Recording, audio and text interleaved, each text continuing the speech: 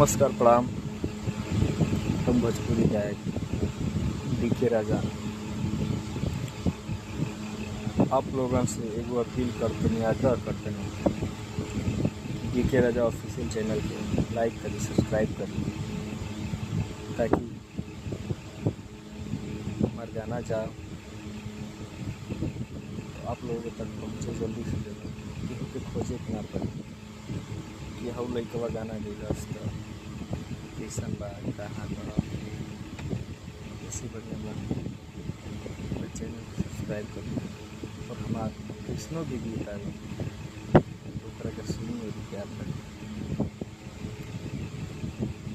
एगो बात कहल चाहते हैं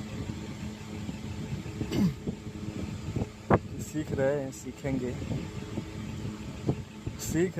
सीखेंगे, इससे अच्छा